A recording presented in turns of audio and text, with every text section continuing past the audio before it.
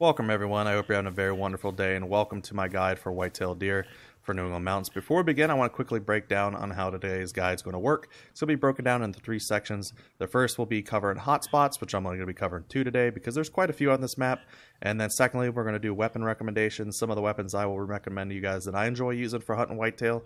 And then lastly, we're going to be covering all their zones and like the fur types and the zone times at the end of today's video with a custom little map I made to make your guys' hunting life a lot easier. So to begin, we're going to cover our first location of the two.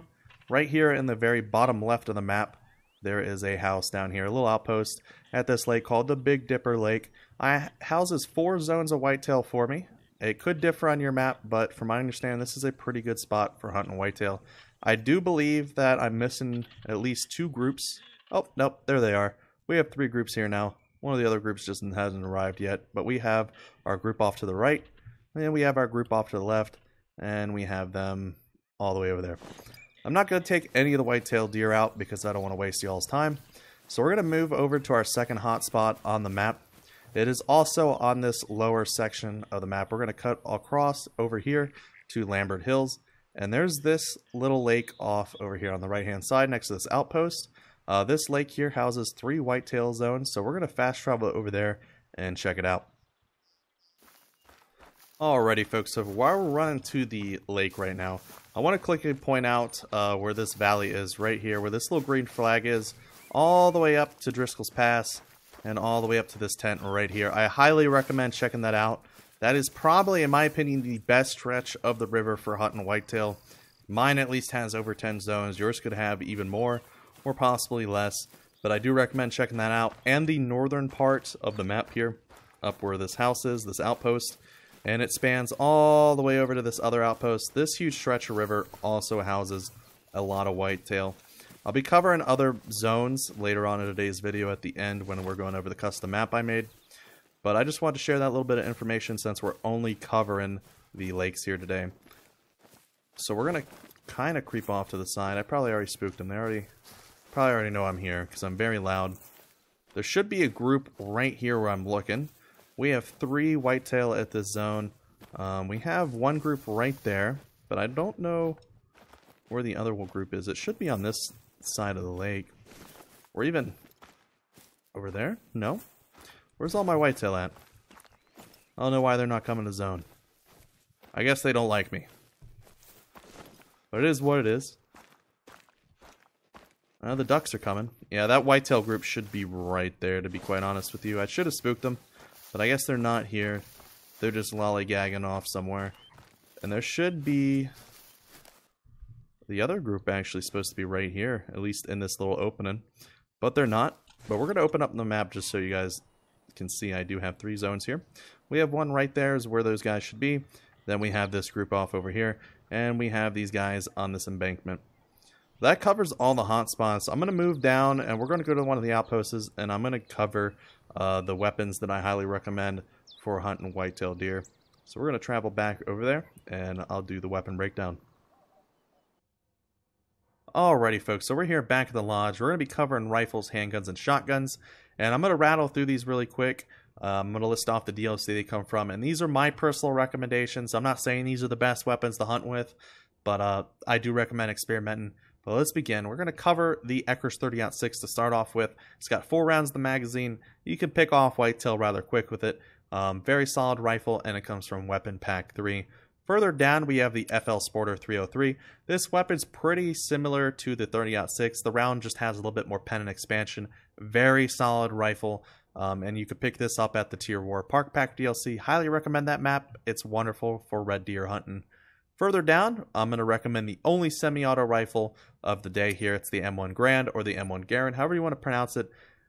Very iconic World War II rifle with that beautiful iconic ping sound. Highly recommend it. It has 5 rounds in the magazine. I do know that we have the semi-automatic 308, but I just prefer using this rifle over that.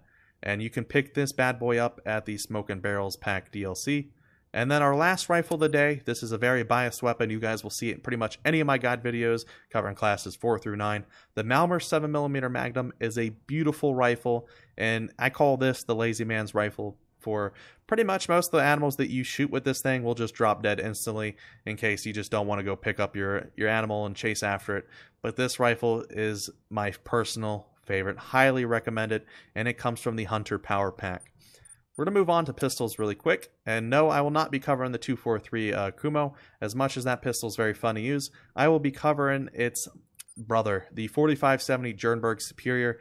Very gimmicky pistol, single shot. You're not going to be able to take out multiple targets with it, but it is a very fun weapon to use on basically anything that it covers.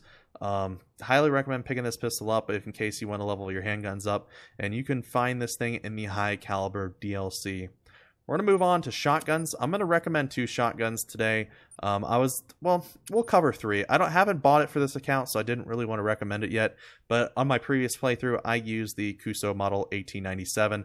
It is a very solid pump action shotgun. It just reminds me of the trench gun, and I just really, really love this thing. You can find this at the Rancho Del Oro. If I pronounced that correctly, my bad if I didn't. Very solid pump action shotgun, chambered in 12 gauge. The last 2 shotguns are chambered in 20 gauge, and it's the only semi-auto that I'm recommending here today. It's the Norden 20 gauge Serviceman, or just the Norden.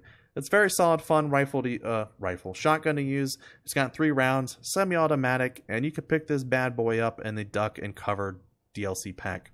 And the last one is just more a personal opinion. The Streckers 20 gauge double barrel, very fun shotgun. I have a lot of clips of me using this thing. I just love double barrels, so this is once again a very biased opinion, but I enjoy using this thing with slugs on Whitetail.